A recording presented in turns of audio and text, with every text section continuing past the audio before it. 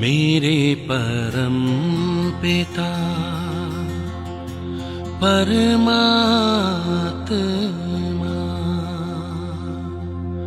सदाशिव निराकार, ओ आनंद के सागर, तेरी महिमा अपरंपार।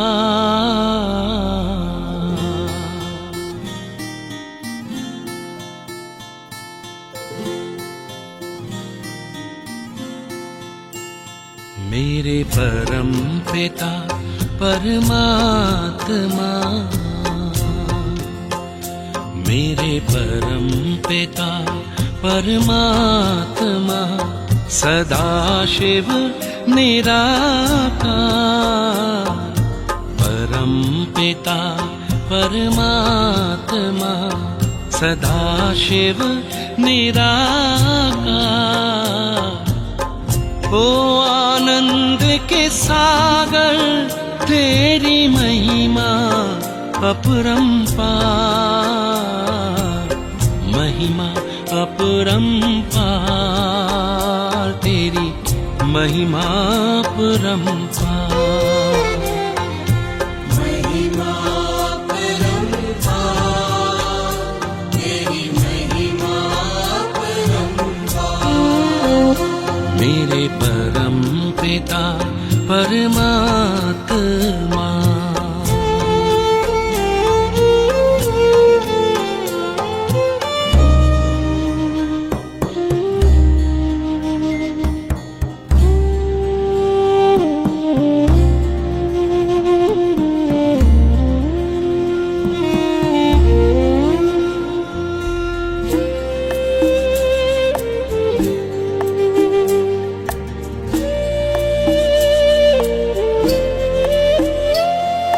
तुम सृष्टि के ज्ञाता हो, वरदानों के दाता हो। तुम सृष्टि के ज्ञाता हो, वरदानों के दाता हो। हम तुमको पाकर पाए,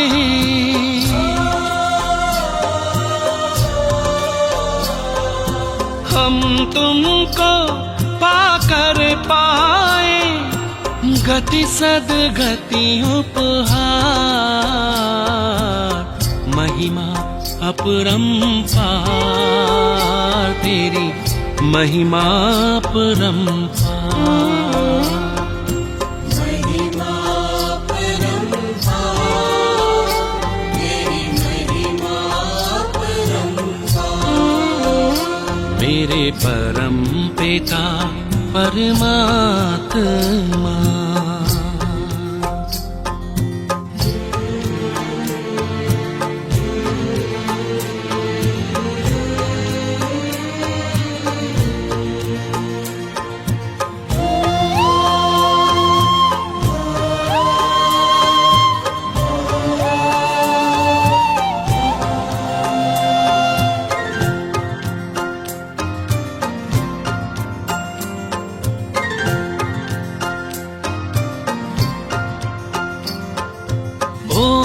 ओंकारेश्वर सर्वेश्वर, मुक्तिदाता मुक्तेश्वर।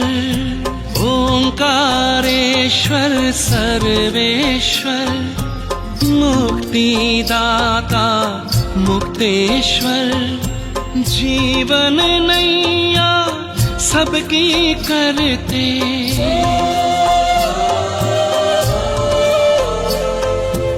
जीवन नैया सबकी करते, भवसागर के पार, महिमा अपरंपार, तेरी महिमा अपरंपार। महिमा अपरंपार, तेरी महिमा अपरंपार। बोले परम पिता परमात्मा।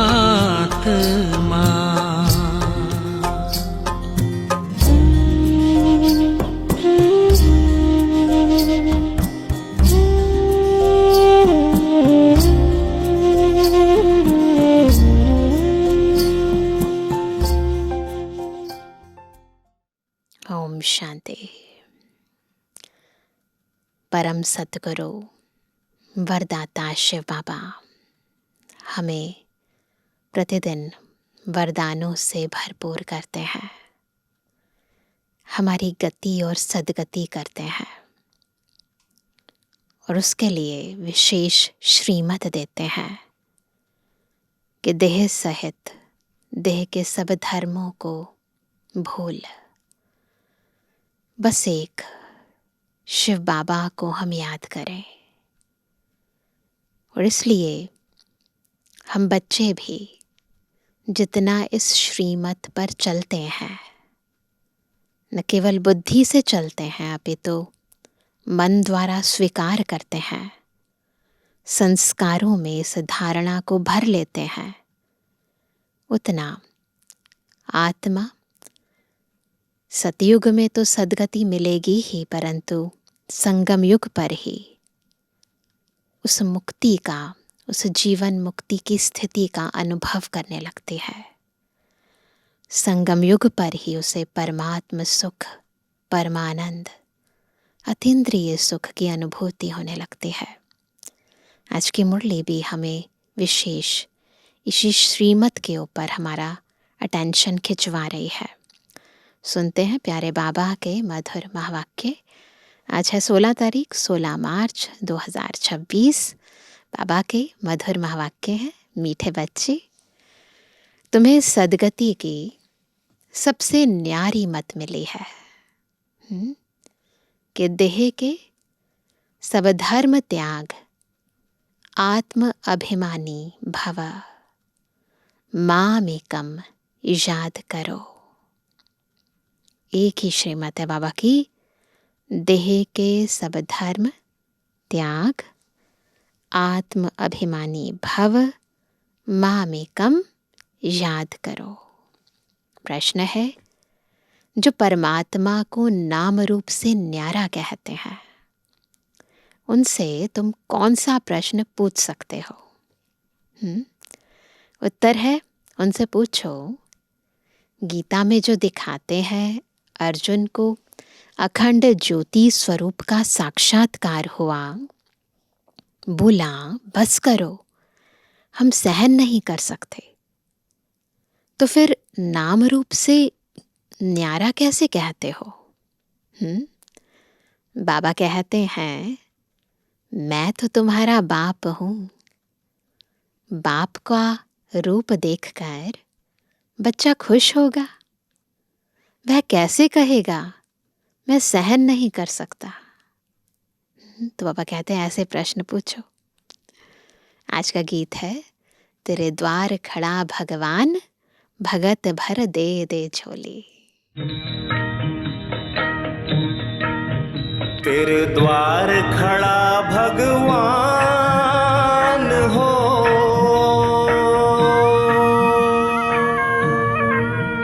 तेरे द्वार खड़ा भगवान, भगत भर दे रे झोली।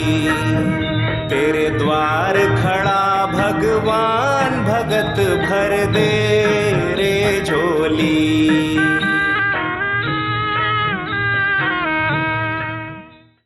ओम शांति। भगत कहते हैं, हम बहुत कंगाल बन गए हैं, हे बाबा हम सबकी झोली भर दो। भगत गाते रहते हैं जन्म बाय जन्म। सतयुग में भक्ति होती नहीं, वहाँ पावन देवी देवता होते हैं। भक्तों को कभी देवता नहीं कहा जाता। जो स्वर्गवासी देवी देवता होते हैं, वह फिर पुनर्जन्म लेते लेते नरकवासी, पुजारी, भगत, कंगाल बनते हैं। बाप बैठ बच्चों को समझाते हैं, बाप को एक भी मनुष्य नहीं जानते। बाप जब आए तब आकर अपना परिचय देवे। भगवान को ही बाबा कहा जाता है।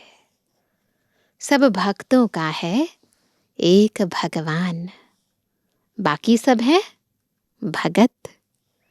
चर्च आदि में जाते हैं तो जरूर भगत ठहरे ना। इस समय सब पतित तमो प्रधान है, इसलिए सब पुकारते हैं, हे पतितों को पावन बनाने वाले आओ। हे बाबा, हम भक्तों की झोली भर दो। भगत भगवान से धन मांगते हैं, तुम बच्चे क्या मांगते हो? तुम कहते हो बाबा हमको स्वर्ग का मालिक बनाओ।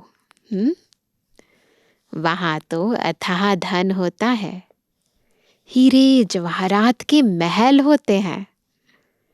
अभी तुम जानते हो हम भगवान द्वारा राजाई का वर्षा पा रहे हैं। यह सच्ची गीता है, वह गीता नहीं, ये सच्ची गीता है। वह तो पुस्तक आदि भक्ति मार्ग के लिए बनाए हैं। उनको भगवान ने ज्ञान नहीं दिया। भगवान तो इस समय नर से नारायण बनाने के लिए राजयोग सिखाते हैं। राजा के साथ प्रजा भी जरूर होगी। सिर्फ लक्ष्मी नारायण तो नहीं बनेंगे, सारी राजधानी बनती है। इस ज्ञान से केवल लक्ष्मी नारायण नहीं, सारी राजधानी बनती है। अब तुम बच्चे जानते हो कि भगवान कौन है, और कोई भी मनुष्य मात्र नहीं जानते।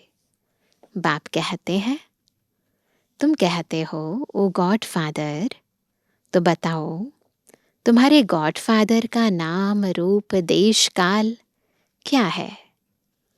न भगवान को जानते हैं, न उनकी रचना को जानते हैं। बाप आकर कहते हैं, कल्प कल्प के संगम पर आता हूं। सारी रचना के आदि मध्य अंत का राज मैं रचता ही आकर समझाता हूं।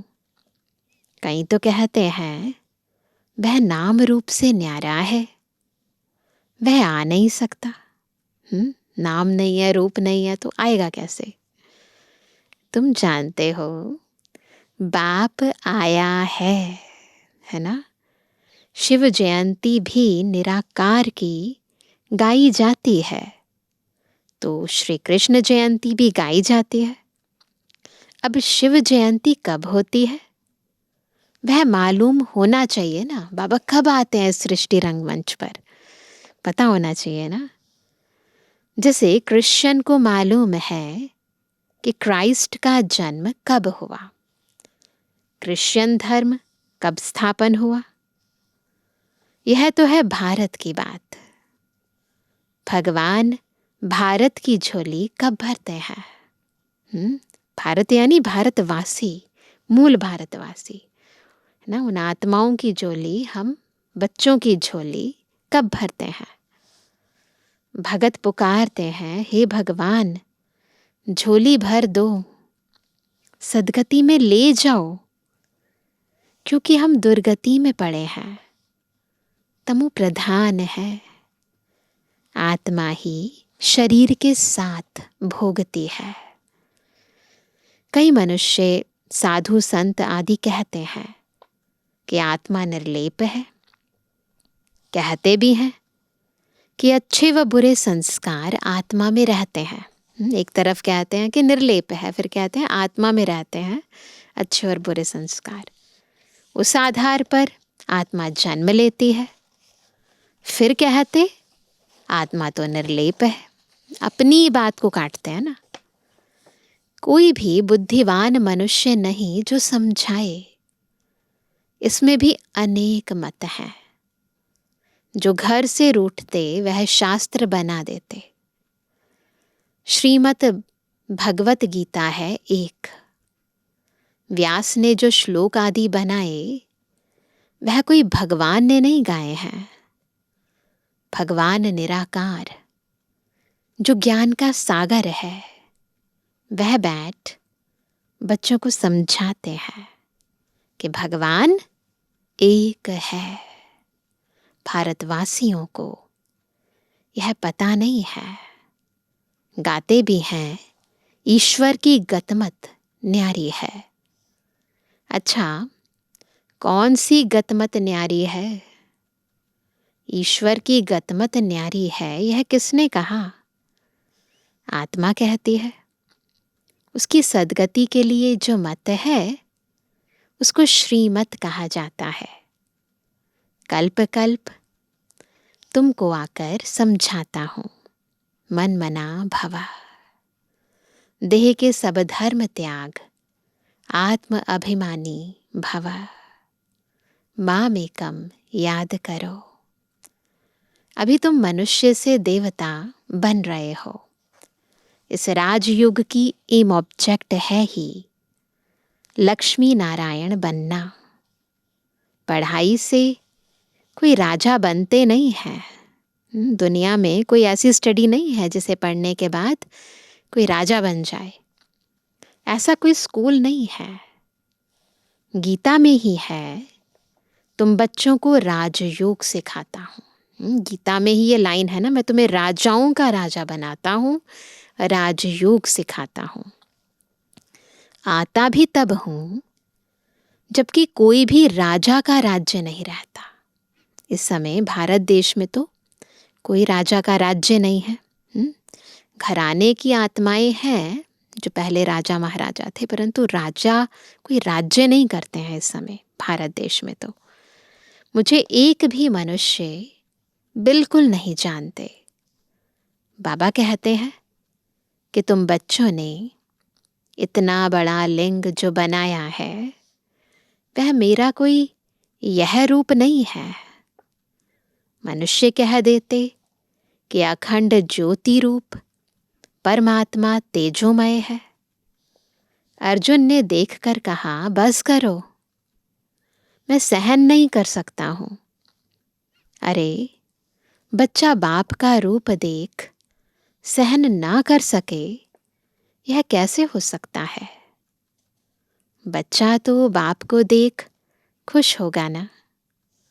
बाप कहते हैं कि मेरा कोई ऐसा रूप थोड़े ही है, मैं हूं ही परम पिता, अर्थात परे ते परे रहने वाला परम आत्मा माना परमात्मा। फिर गाते हैं, परमात्मा मनुष्य सृष्टि का बीज रूप है। उनकी भगत महिमा करते हैं। सतयुग त्रेता में कोई महिमा नहीं करते, क्योंकि वहां तो है सुख। गाते भी हैं, दुख में सिमरण सब करे, सुख में करे ना कोई। इनका भी अर्थ नहीं समझते हैं। इसका कितना विस्तृत अर्थ है कि जब हम आत्माएं सुखधाम में थे, सतयुग त्रेता में थे, तो याद नहीं करते थे।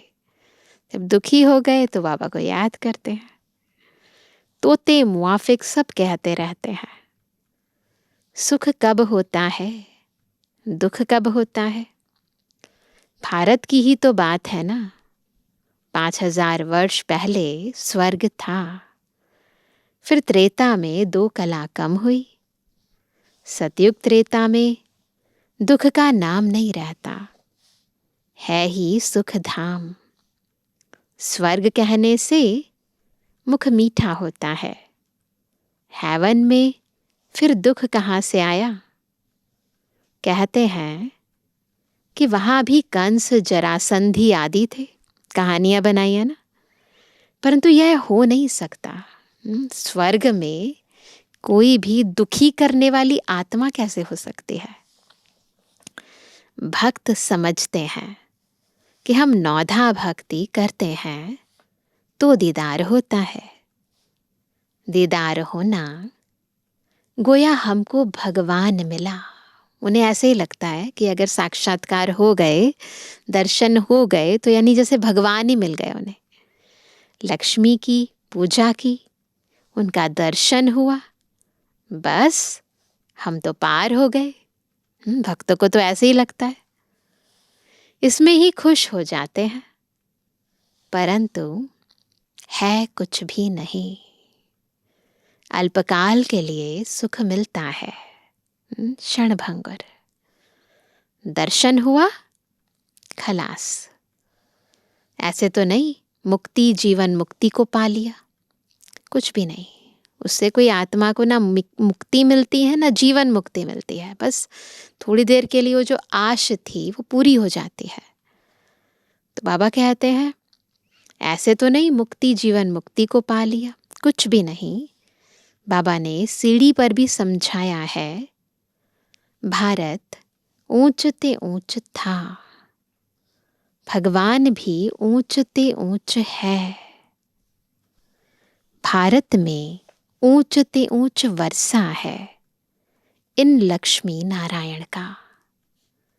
जब स्वर्ग था, सतु प्रधान थे, फिर कलयुग अंत में सब तमो प्रधान होते हैं। पुकारते हैं, हम बिल्कुल पतित हो गए हैं। बाप कहते हैं कि मैं कल्प के संगम युग पर आता हूं, तुमको राजयोग सिखाने। मैं जो हूं, जैसा हूं, मुझे यथार्थ रीति कोई नहीं जानते। तुम्हारे में भी नंबरवार पुरुषार्थ अनुसार जानते हैं ना। ये दुनिया में जो श्रीमद् भगवद गीता है उसमें भी ये लाइन है कि मैं जो हूँ, जैसा हूँ, कोटों में कोई, कोई में भी कोई आत्मा मुझे पहचानते हैं, है ना।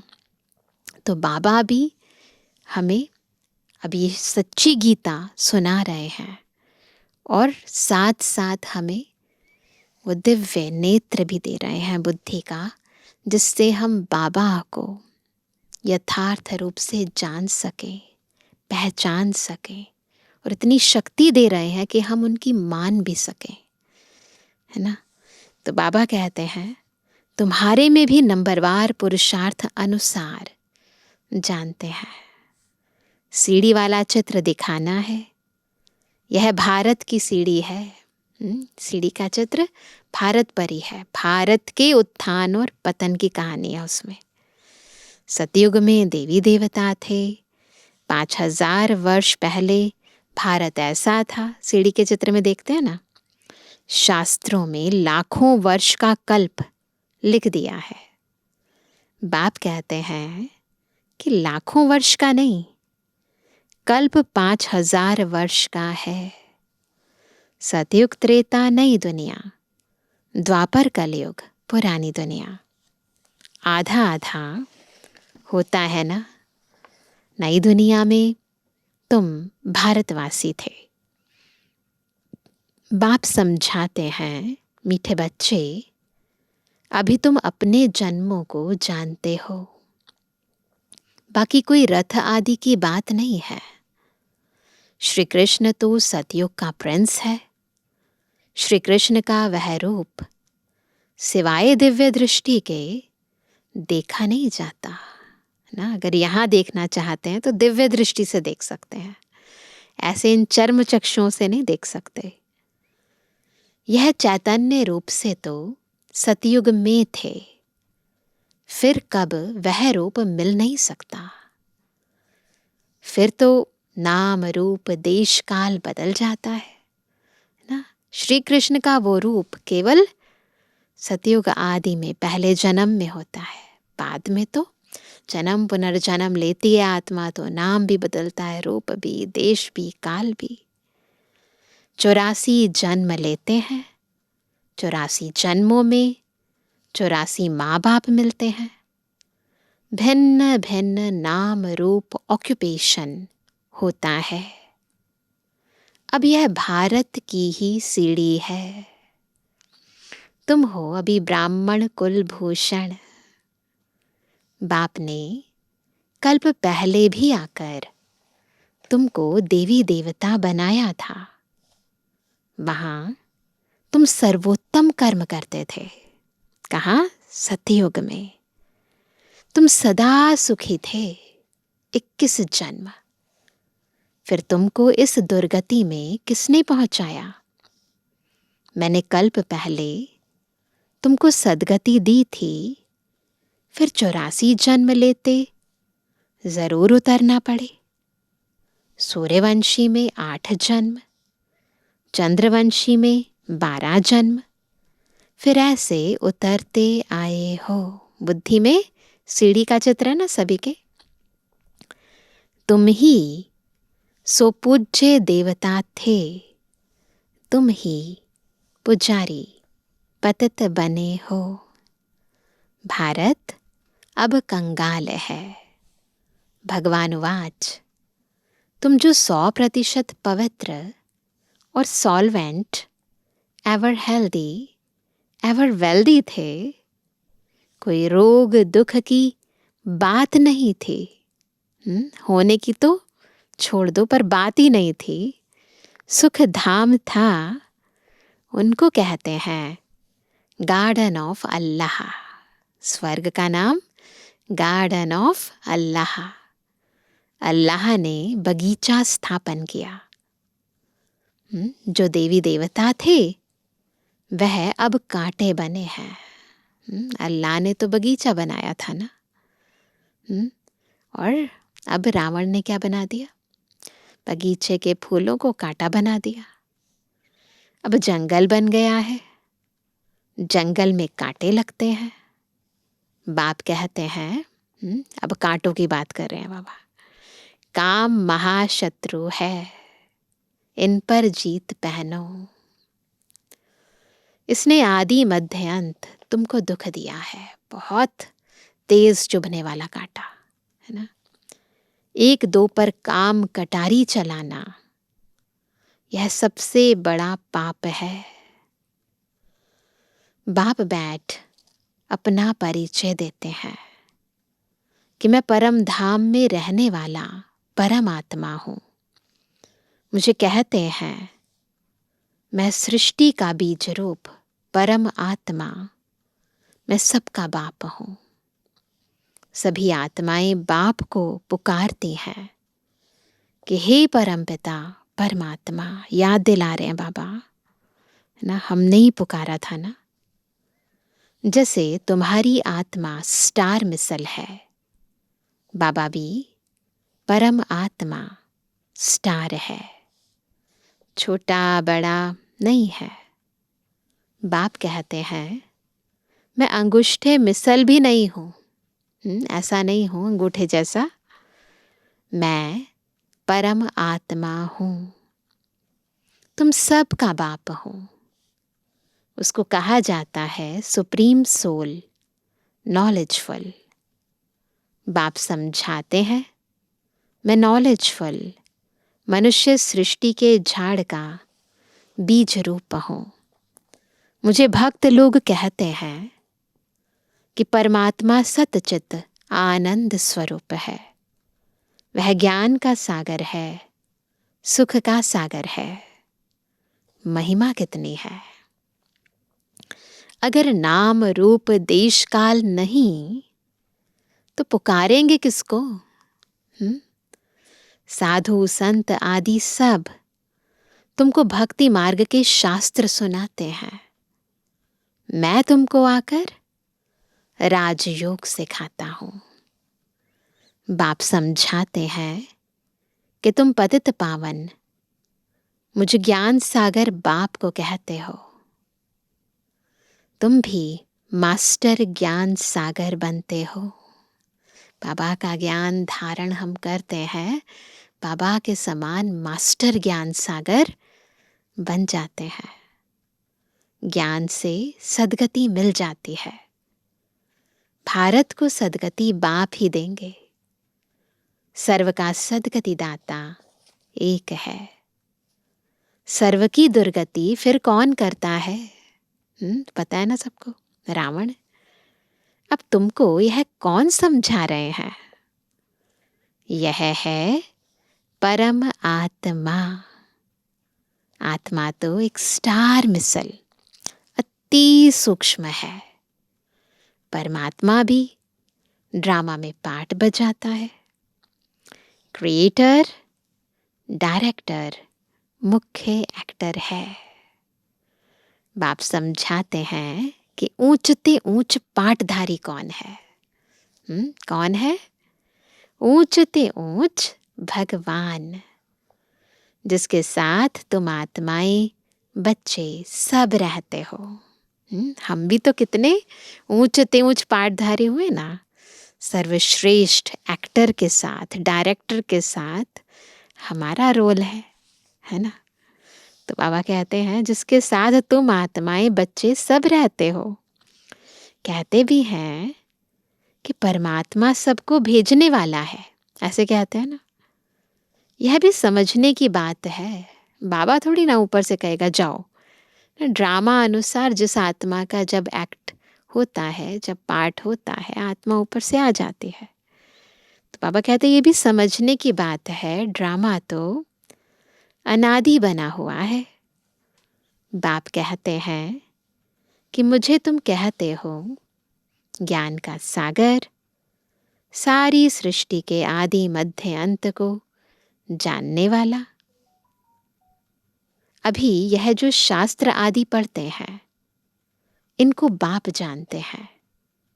बाप कहते हैं कि मैं प्रजापिता ब्रह्मा के द्वारा सभी शास्त्रों का सार आकर बताता हूं। दिखाते हैं कि विष्णु की नाभि से ब्रह्मा निकला, तो कहाँ निकला? मनुष्य तो जरूर यहां ही होंगे ना।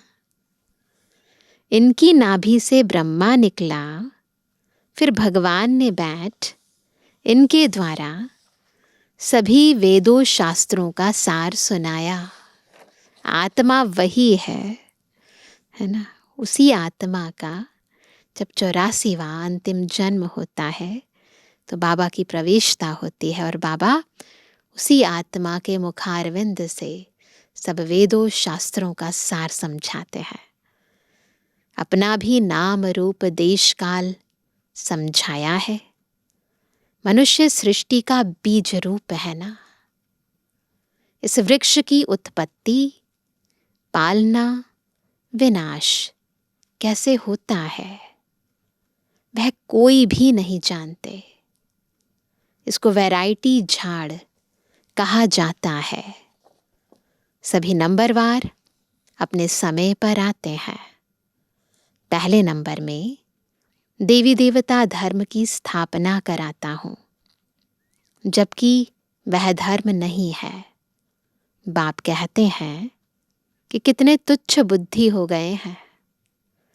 देवताओं की, लक्ष्मी नारायण की पूजा करते हैं, परंतु उन्हों का राज्य सृष्टि पर कब था वह कुछ नहीं जानते हैं। जिनकी पूजा करते हैं उनकी हिस्ट्री, ज्योग्राफी का कुछ पता नहीं है। अभी भारत का वह देवता धर्म ही नहीं है, सिर्फ चित्र रह गए हैं।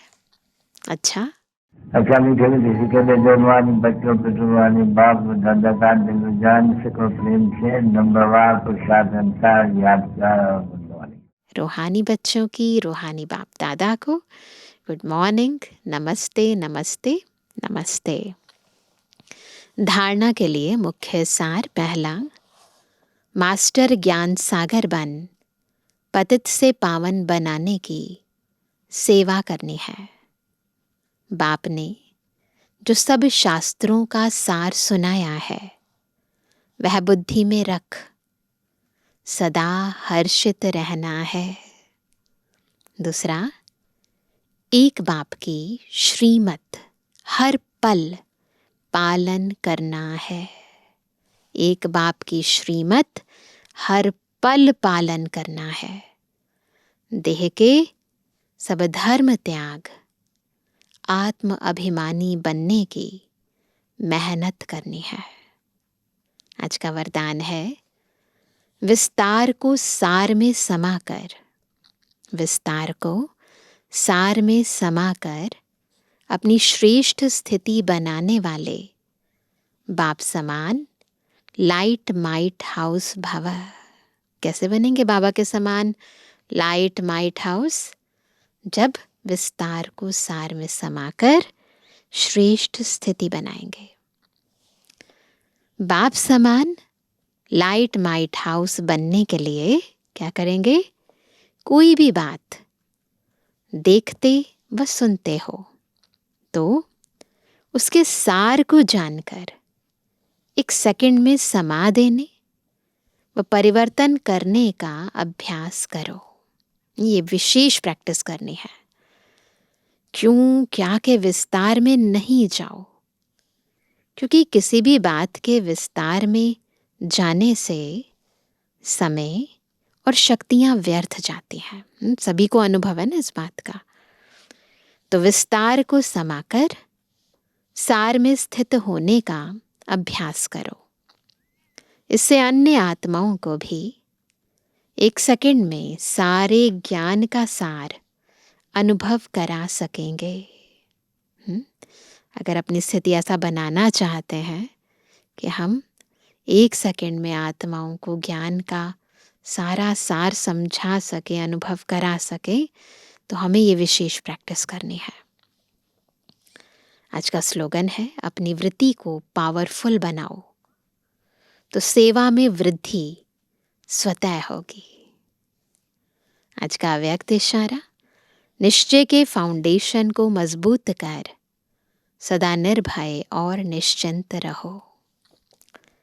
यदि निश्चय रूपी फाउंडेशन पक्का है तो सहज योगी निर्मल स्वभाव, शुभ भावना की वृत्ति और आत्मिक दृष्टि वाले होंगे।